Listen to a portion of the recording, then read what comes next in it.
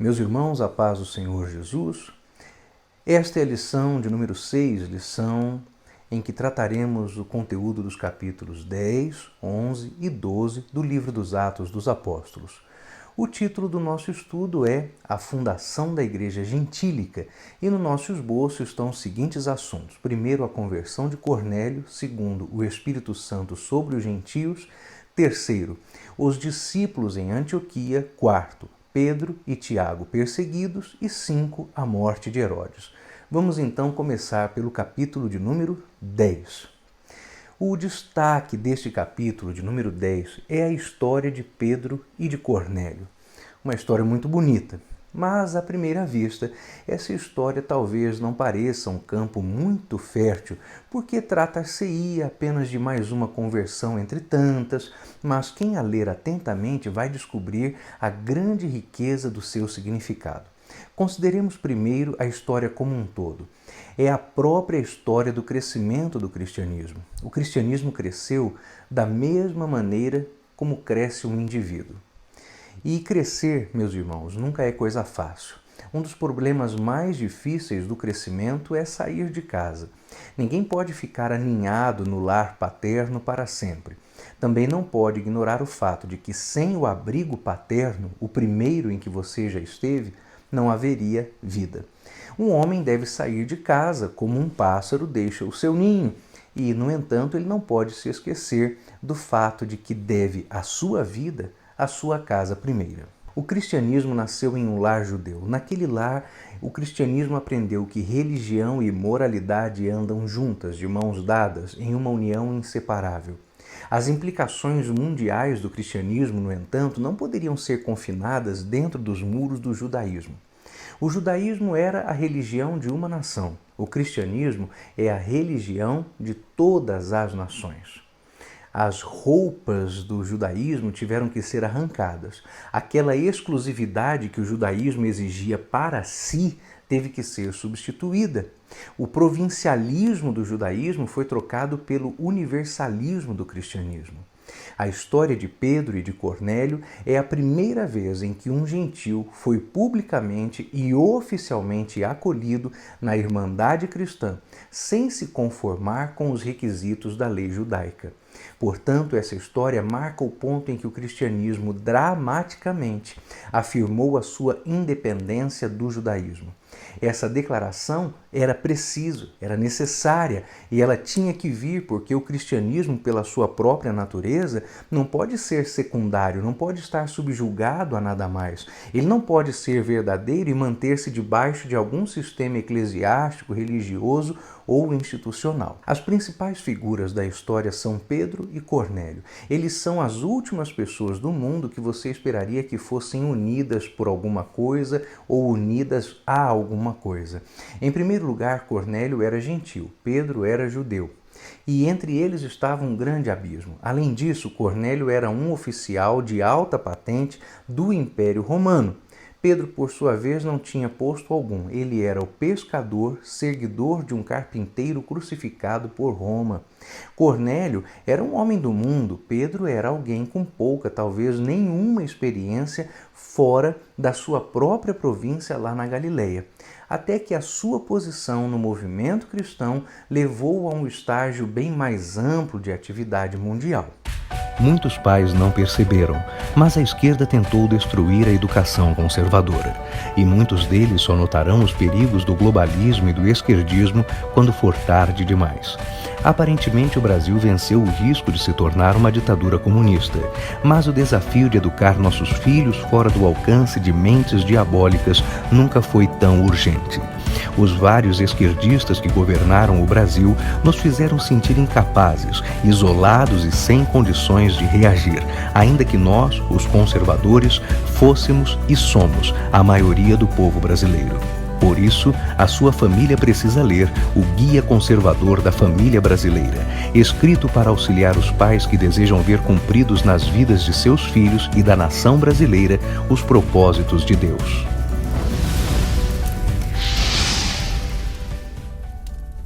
Cornélio era um profissional de carreira, Pedro era um trabalhador autônomo. E podemos ir muito mais longe no contraste entre esses dois personagens, e quanto mais contrastado for a posição de cada um deles contra a outra, mais impressiona o fato de que esses dois homens tenham podido se encontrar com alguma base que os unisse e unisse os seus esforços. Então, o que foi que os juntou? Tudo pode ser explicado com base nas circunstâncias que estão dentro dessa história. Por um lado, Pedro estava revirando a sua mente com a questão do relacionamento do cristianismo com o restante do mundo. Pedro fora criado dentro das formidáveis barreiras do judaísmo e era difícil para ele pensar além destas mesmas barreiras. No entanto, quanto mais viveu ele em associação com Jesus e quanto mais o Espírito de Cristo habitou em Pedro, tanto mais desconfiado Pedro se tornava das barreiras que separavam os judeus do restante do mundo. Em Pedro, o relacionamento com os gentios obviamente não foi aceitado de maneira instantânea. Trata-se de um processo. Se Deus é o Criador de todas as coisas, porém, como é possível que algumas coisas possam ser mais aceitáveis do que outras? E estamos falando não de coisas, mas de pessoas. Que direito os homens têm de traçar linhas além das quais o cuidado e o amor de Deus não podem estar? Em outras palavras, quanto mais Pedro aprofundava-se, mergulhava na verdade que ele encontrou em Jesus, tanto mais ele queria rejeitar os limites artificiais do judaísmo. Ele estava na posição de um homem que, nascido e criado dentro de uma instituição, alcançou o ponto em que pôde descobrir que a instituição não contém o Espírito de Deus. Ela pode apenas transmitir o Espírito de Deus. Antes de falar de Cornélio, é preciso dizer uma coisa. O judaísmo do tempo do Novo Testamento já não tinha nada a ver com o judaísmo que era a religião da esperança messiânica professada no Antigo Testamento. Se fosse a mesma prática de fé dos patriarcas, de Moisés ou dos profetas, certamente Jesus não teria sido rejeitado. Adiante. Cornélio está em uma situação completamente diferente. Conforme foi descrito por Lucas em Atos, ele era um homem religioso, ou seja, ele era alguém em quem todos os impulsos básicos que nós associamos à religião estavam presentes. Ele conheceu Deus, não hesitou em fazer as suas orações, ele foi generoso em sua atitude em relação aos seus semelhantes, foi considerado por todos os seus conhecidos como um homem de integridade. Como gentil, ele obviamente não foi autorizado a entrar no santuário interior de uma sinagoga judaica, mas ele estava à margem dela. As circunstâncias do encontro desses dois homens são contadas de forma muito dramática por Lucas no livro dos Atos, e a crescente insatisfação de Pedro com o judaísmo é mostrada na visão daquele lençol que, descendo do céu, continha todo tipo de criatura limpa e imunda. O crescente sentimento de Cornélio da insuficiência de sua própria vida religiosa é colocado na forma dramática de uma visão na qual ele foi dirigido por Pedro, que poderia mostrar-lhe como vincular as suas energias religiosas, o seu gênio religioso, com agora sim uma nova vida em Cristo Jesus. Quando Pedro e Cornélio finalmente se conheceram, foi como se uma grande muralha fosse removida de uma vez por todas. Ali estavam um judeu e um gentio, frente a frente, sem nada entre eles. Pedro passou a contar a história que ele já tinha contado muitas outras vezes. A história de como Jesus fazia o bem aos homens, como Deus estava com Cristo e em Cristo, como é que Cristo foi morto e ressuscitado ao terceiro dia e como é que Cristo é juiz de todas as pessoas e de todas as coisas em todos os lugares. Era tudo o que Cornélio precisava saber. Sem mais delongas, sem nenhuma cerimônia, Cornélio e toda a sua família e os seus amigos foram cheios do Espírito Santo e eles foram batizados. A conversão de Cornélio está em Atos 10, de 1 a 18. A conversão de Cornélio é um evento de suma importância.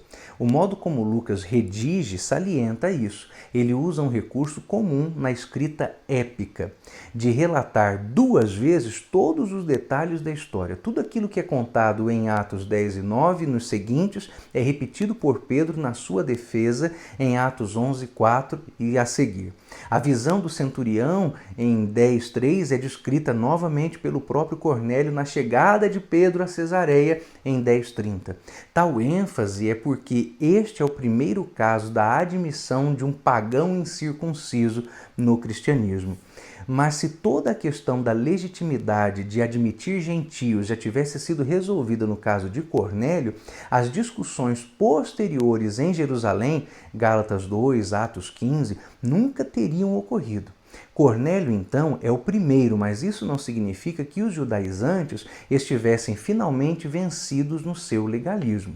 Cornélio era presumivelmente temente a Deus. Talvez ele fosse até adepto do judaísmo, mas não aceitando as condições impostas para o proselitismo.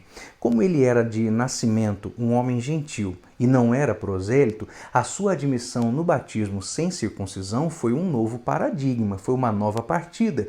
Violou todos os princípios que até então impediam a extensão maior da igreja. Muitas vezes é contestado que o incidente rouba do apóstolo Paulo a sua originalidade como apóstolo dos gentios. Porém, Paulo nunca afirmou que ele era o primeiro ou o único a pregar aos gentios. O seu senso de independência e originalidade estava não nisso, mas na sua convicção de que ele, Paulo, foi diretamente chamado por Cristo para fazer pelos gentios o que também se fazia pelos judeus principalmente. O fato de Paulo chamar Pedro de o apóstolo da circuncisão não prova que Pedro jamais pregou aos gentios, como a afirmação de Paulo ser o apóstolo dos gentios não significa que ele jamais pregou aos judeus. Sabemos, aliás, que de fato, frequentemente, Paulo falava aos judeus. Para com os judeus, fiz-me como judeu a fim de ganhar os judeus. Para com os que vivem sob o regime da lei, como se eu mesmo vivesse sob a lei para ganhar os que debaixo da lei estão, embora eu não esteja debaixo da lei. 1 Coríntios 9:20. O comportamento de Pedro em relação a Cornélio está totalmente alinhado com a sua natureza impulsiva. Pedro era assim e mostra o mesmo espírito que mais tarde levou Pedro a deixar todos os escrúpulos tradicionais de lado e viver em íntima comunhão com os gentios em Antioquia, Gálatas 2:12. Mas como explicar que, subsequentemente, a mudança do comportamento de Pedro aconteceu? Ele se afastou e se separou, temendo o partido da circuncisão. Se o círculo ao redor de Tiago tinha sancionado a conduta de Pedro com Cornélio em Cesareia, era difícil supor que Pedro fosse acusado de estar com incircuncisos em Antioquia. Então, o que justifica que Pedro tenha mudado tanto o seu comportamento acertado com Cornélio e errando tanto mais adiante? Porque, como eu expliquei no início dessa exposição, para Pedro, certos entendimentos sobre a graça estavam sendo graduais. Em certa medida, ele estava alegre porque o cristianismo gentil era legítimo, mas ele não convivia bem com a ideia de que isso significava a união de judeus e cristãos. Ainda tinha muito o que aprender. Ler muito, ler tudo, ler o tempo todo. Quem ama ler vai concordar. Melhor que ganhar um livro é ganhar uma editora inteira. Se você ama ler, este presente é para você. O selo editorial da ETAD nasceu e ele tem o nosso DNA. Arminiano, pré-tribulacionista, pentecostal de verdade e, acima de tudo, bíblico. Edições Bernardo Johnson. Para quem ama ler, ler muito, ler tudo, ler o tempo todo. O discurso de Pedro a Cornélio e aos seus associados segue as mesmas linhas dos outros discursos petrinos, com ênfase na morte de Cristo pelos judeus, na ressurreição, que é o que justifica as reivindicações messiânicas. Mas esta mensagem é habilmente exposta para o público gentil. O relacionamento universal de Deus com os justos de todas as nações é enfatizado e Jesus não é mais colocado como sendo um judeu, Senhor e Cristo, mas como sendo Senhor de todos. O cumprimento da expectativa messiânica puramente nacional cai em segundo plano e Jesus é apresentado não apenas como o Cristo, mas como o juiz dos vivos e dos mortos. Chegamos então aos versículos mais importantes desta história. Enquanto Pedro falava estas palavras, o Espírito Santo caiu sobre todos aqueles que ouviam a mensagem. E os fiéis que eram da circuncisão, que tinham vindo com Pedro, admiraram-se porque também sobre os gentios foi derramado o dom do Espírito Santo. Pois eles os ouviam falando em outras línguas e engrandecendo a Deus. Então Pedro disse: será que alguém poderia recusar a água e impedir que sejam batizados estes que, assim como nós, receberam o Espírito Santo? Então ele ordenou que fossem todos batizados em nome de Jesus Cristo.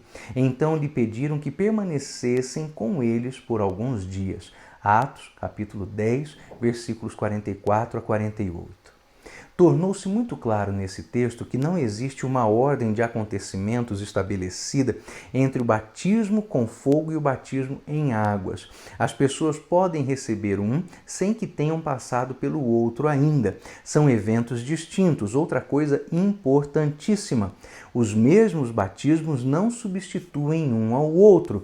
Mesmo que o Espírito Santo tenha descido sobre a casa de Cornélio, Pedro toma o cuidado de fazer com que todos desçam também às águas, pois o batismo em águas é uma ordenança. De igual modo, eles não estariam desobrigados de buscar o dom do céu caso tivessem descido às águas ainda sem falar línguas estranhas.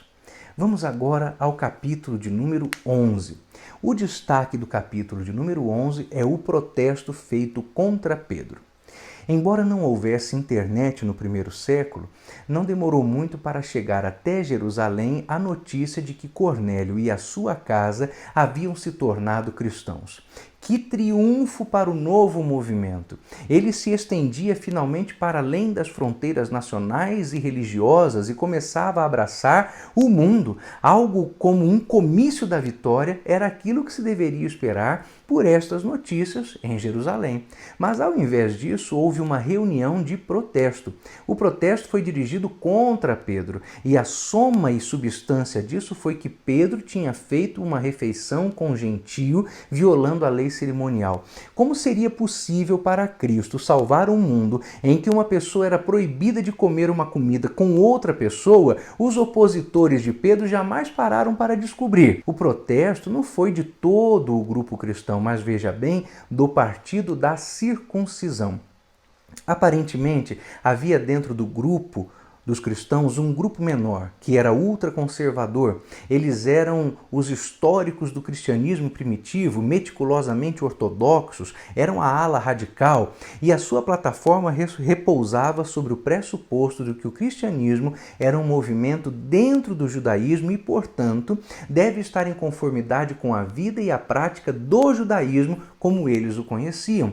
Logo, um homem não poderia ser cristão a menos que primeiro fosse judeu. Ele não poderia ser batizado a não ser que antes houvesse passado pela circuncisão. É para o crédito eterno de Pedro que ele não se juntou ao partido da circuncisão.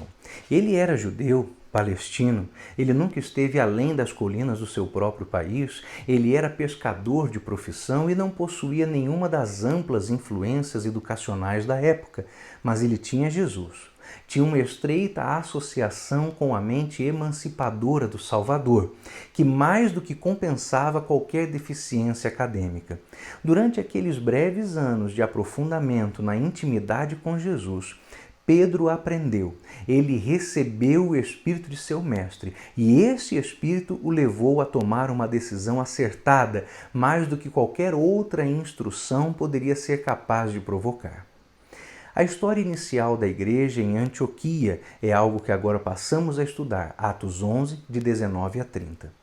A utilização da palavra dispersos no verso 19 desse capítulo retoma o assunto que foi deixado aberto em Atos 8,4, que diz que os dispersos foram por toda a parte pregando. Como o próprio Lucas assume que se utilizou de fontes e testemunhos variados em seus tratados, muitos estudiosos dispensam bastante tempo buscando identificar onde esta ou aquela fonte de pesquisa foi empregada.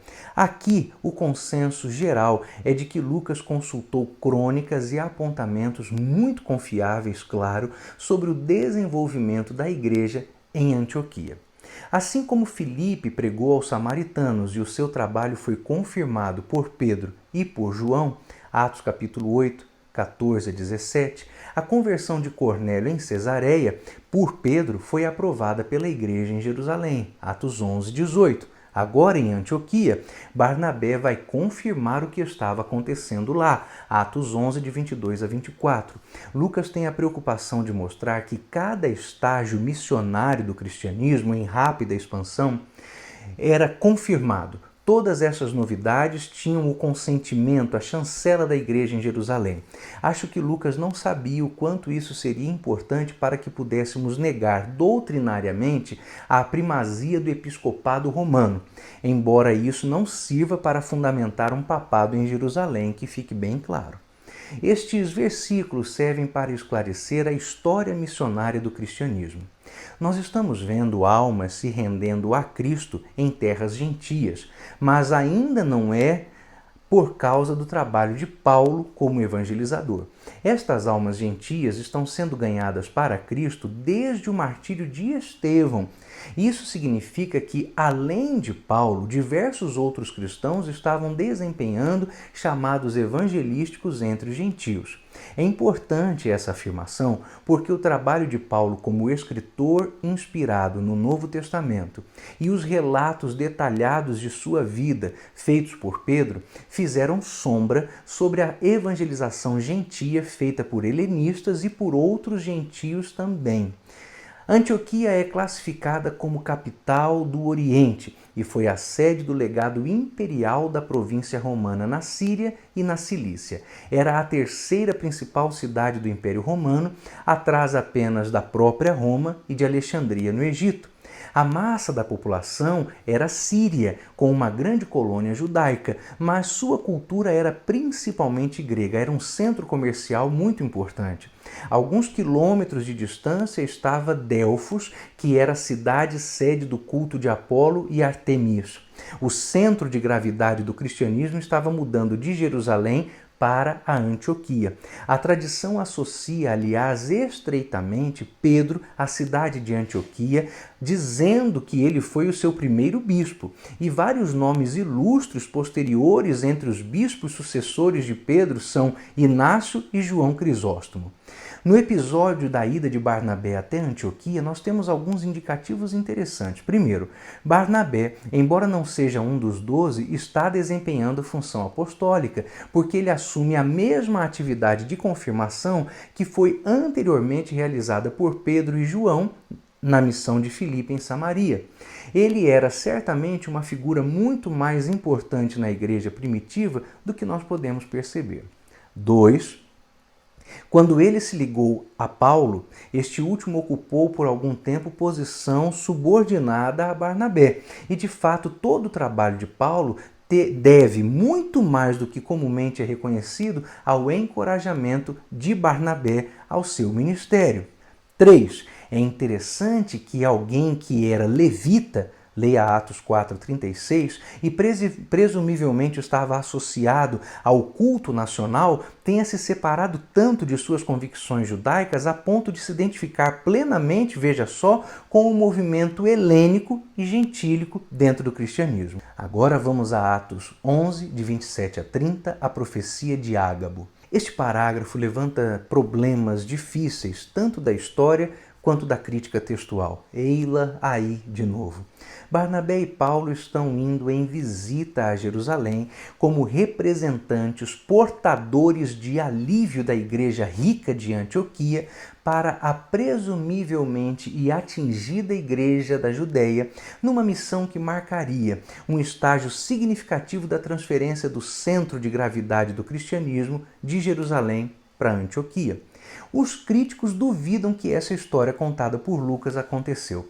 Claro, os críticos. Primeiro, porque o motivo alegado da visita deve ser descartado, porque nenhuma profecia como a de Ágapo poderia ter sido feita. A referência a Ágapo na cabeça desses desviados é só uma repetição de Atos 21, onde o mesmo profeta em Cesareia, na véspera da última visita de Paulo a Jerusalém, quando este estava novamente viajando como agente de ajuda, carregando oferta das igrejas gentias. 2. Na reconstituição crítica usual, não existem referências na carta aos Gálatas a esta visita, que normalmente é chamada de visita da fome. A visita descrita por Paulo em Gálatas 1, 18 a 24, corresponde à visita de Atos 9, 26 a 29. A segunda visita mencionada em Gálatas 2, de 1 a 10, é normalmente considerada a mesma descrita em Atos 15, de 2 a 29, que normalmente é chamada a visita do conselho. Nesse sentido, a passagem atual, portanto, de uma visita a Jerusalém entre os dois eventos mencionados por Paulo na Epístola aos Gálatas é algo que não aconteceu. Dizem, portanto, que Lucas errou, citou uma visita de Paulo a Jerusalém que nem o próprio Paulo mencionou aos Gálatas. Para os críticos, isso é um problemão. Como dá trabalho esse povo sem Jesus? Segundo a história, Paulo visitou Jerusalém 5 vezes. Em 39, em 43, que é a visita contada em Atos 11, em 50, para o primeiro concílio, em 53, em Atos 18, e no ano 58, em Atos 21. O fato de Paulo só contar a respeito de 2 destas viagens em sua carta aos Gálatas é porque esta epístola é dos anos 50 e as 2 últimas viagens feitas por ele a Jerusalém não tinham acontecido. E sobre a tal segunda viagem, que dizem que não aconteceu e que está contada em Atos 11, Paulo não fala sobre ela aos Gálatas porque esta viagem não faz parte do contexto da epístola. A epístola trata do relacionamento de Paulo com os apóstolos em Jerusalém e não tem nada a ver com o socorro aos cristãos daquela cidade. É como eu sempre digo aos meus alunos, em teologia, a resposta mais simples é sempre a mais correta. Lucas está certo, ele era inspirado. Capítulo 12. O destaque deste capítulo é a morte de Herodes, capítulo 12, de 21 a 24. A maioria dos pregadores não se volta a essa passagem da morte de Herodes porque acha que não existe ali uma mensagem para pregar. No entanto, mesmo nessa passagem estão sementes que podem brotar no púlpito. Pode-se começar pensando na imagem de Herodes em seu trono, com as roupas reais. Lá estava ele, aparentemente no auge do seu poder. O povo foi tão longe na sua idolatria histérica a ponto de chamar Herodes de Deus. O fato do seu poder repousar sobre crueldade parece que não preocupava o povo. Tudo que eles viram foi o seu esplendor. No dia seguinte, ele estava morto. Foi o repentino que assustou o povo. Parecia que um anjo do Senhor havia derrotado Herodes pela sua vanglória. Parecia não, foi. Herodes estava morto, comido por vermes. Em dias como esses é bom lembrar como a igreja nasceu. Tudo parecia estar contra a igreja, mas Deus era a favor dela e nada pode vencer o Senhor. Os grandes alinhamentos de forças que agora mesmo tentam nos ameaçar, tentam nos calar, fazem mais mal quando nos assustam do que quando nos matam. Logo, não se deixe enganar. O homem de Satanás usa o seu falso poder para encobrir as suas fraquezas. As suas ferozes demonstrações de autoridade servem para camuflar a sua falta de legitimidade. Os emissários de Satanás cairão. E quanto aos cristãos?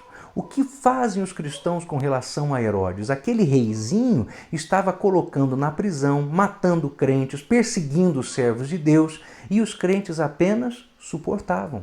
Eles não tentaram se opor a ele, eles podiam ver a loucura que havia nisso, porque os cristãos não tinham soldados e nem armas, então os cristãos continuaram simplesmente a pregar, orar e esperar. Eles encontraram uma vida em Cristo suficientemente rica e forte para sustentá-los no momento de toda aquela adversidade e violência. Herodes agia com fúria igual a de uma criança birrenta e poderosa, e no final os cristãos sobreviveram, mas Herodes morreu. E enquanto os vermes estavam cuidando de Herodes, a palavra de Deus crescia e se multiplicava. Como resistir ao mal e à opressão é uma questão há muito tempo que atormenta a mente do homem. As respostas foram muito variadas, tão variadas quanto há homens variados em dar opinião e no seu temperamento. A resposta cristã, porém, é dada com voz baixa e calma, ocasionalmente ouvida apenas como o barulho dos gritos daqueles que estão morrendo na perseguição. O caminho da resistência, ao invés da retaliação, porém, é aquilo que Deus nos quer dar. Devemos estar firmes em Cristo e lutar contra os homens maus e ferozes em Cristo. Fique em Cristo e veja o pior Herodes de que já se teve notícia tombar e ser comido por vermes. E quanto a nós damos glórias a Deus sempre. A perseguição sob Herodes não era fácil. Capítulo 12, de 1 a 25. Este Herodes é Agripa I. O que você queria ser quando crescesse? Músico? Programador?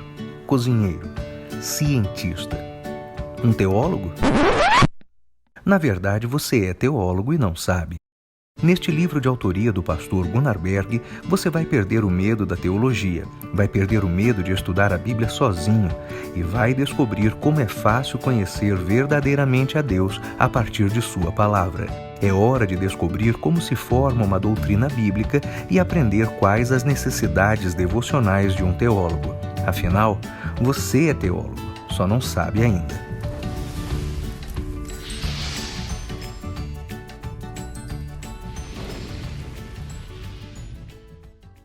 Herodes Agripa I havia se filiado ao partido de Calígula, e quando Calígula tornou-se imperador, Agripa conseguiu se tornar um rei oficial entre os judeus, e era a primeira vez que isso acontecia desde o seu avô Herodes. Ele era muito popular entre o povo, em favor do que, aliás, usou a sua influência. Ele era pró-fariseu e frequentava o templo. Herodes mandou matar com espada Tiago, irmão de João. Então, como rei, Agripa tinha o direito de vida e tinha o direito de morte, coisa que tinha sido negado ao Sinédrio antes e também depois dele. Embora Agripa ajudasse generosamente os gentios fora da Judéia, a sua política fez muito mais popular com os seus súditos judeus, cujos caprichos, em sua maior parte, ele sempre atendia. E ele não atendia os súditos pagãos. Lembre-se que nesse capítulo, Pedro está preso e é solto miraculosamente. Lucas não menciona o lugar específico da prisão de Pedro, mas a fortaleza Antônia sobre a colina do templo é uma probabilidade. Como depositário da confiança de Roma, Agripa também tinha o seu próprio exército. Assim, os soldados mencionados aqui nesse texto não eram necessariamente romanos, mas eles estão descritos em termos de uma organização romana, por causa da relação de Agripa com Roma. Isso ajuda a entender por que é que Pedro, ao ser libertado, achou que estivesse sonhando, porque o milagre da sua fuga foi muito grande.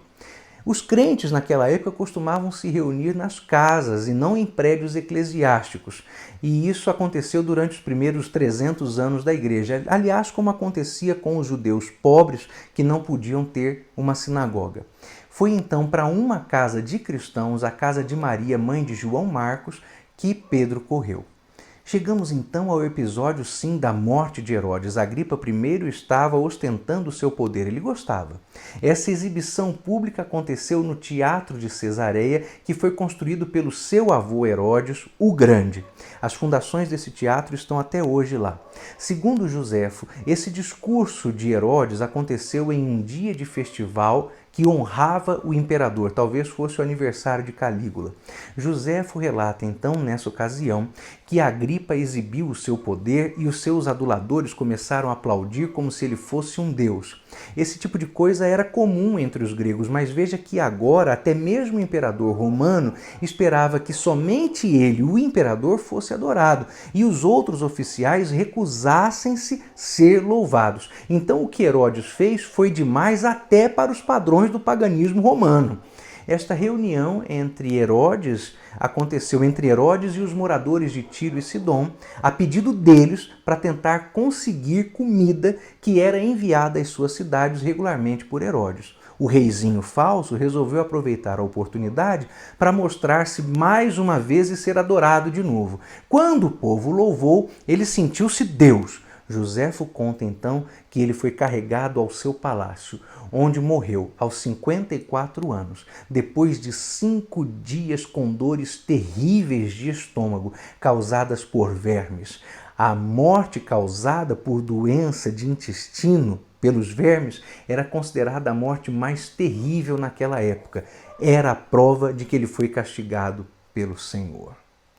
Com isso, nós chegamos ao final desta lição de número 6. Alcançamos um pouco mais da metade do nosso manual e estamos nos aprofundando no contexto, na história, nos personagens que estão descritos neste maravilhoso livro, o livro dos Atos dos Apóstolos.